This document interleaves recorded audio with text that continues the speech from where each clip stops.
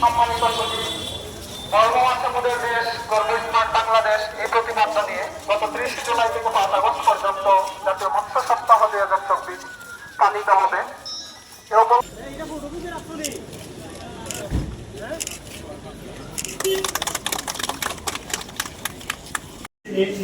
এই দিনে এই যে মৎস্য সপ্তাহ উদযাপন করছি, আসলে সবার জীবনদান, যারা জীবন দিয়েছেন তারা একটি সুন্দর বাংলাদেশের স্বপ্নে জীবন দিয়েছেন।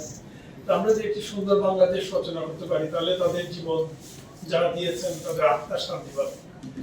সুতরাং এই সুন্দর বাংলাদেশ তৈরি করার জন্য বিভিন্ন সেক্টরে আমাদের কাজ করতে হবে। মৎস্য সেক্টর তার মধ্যে একটি, এবং জাতীয় মৎস্য সপ্তাহ প্রতি বছর উদযাপিত হয়।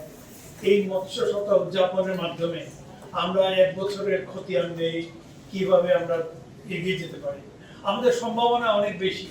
সুনামগঞ্জে সঙ্গে বলা আছে মাছে ভাতে বাঙালি। আমি সুনামগঞ্জের গ্রামের মানুষ।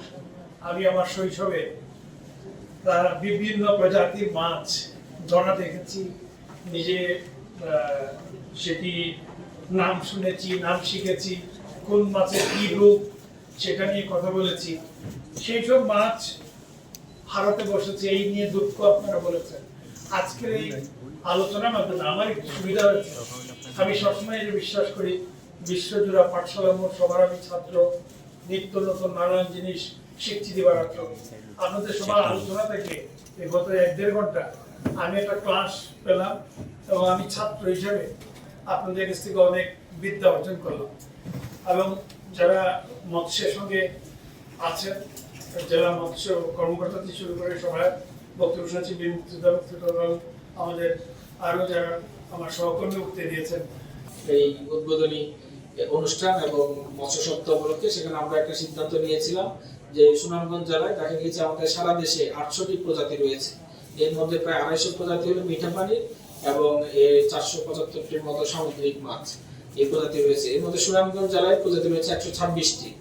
এর মধ্যে কিছু বিলুপ্ত হয়ে গেছে, কিছু বিলুপ্তির পথে। তো আমরা সিদ্ধান্ত নিয়েছিলাম যে যত ধরনের প্রজাতি রয়েছে সবগুলো একটা করে স্যাম্পল আমরা সংরক্ষণ করব এবং এটা আমরা প্রদর্শন করব। এবং আমাদের কৃষি ডিপার্টমেন্টের সাথেও কথা হয়েছে, তারাও এই সুনামগঞ্জ জেলায় যত ধরনের ধান হয় সবগুলো একটা স্যাম্পল আমাদেরকে দিবে, ওগুলো আমরা সংরক্ষণ এবং প্রদর্শন করব।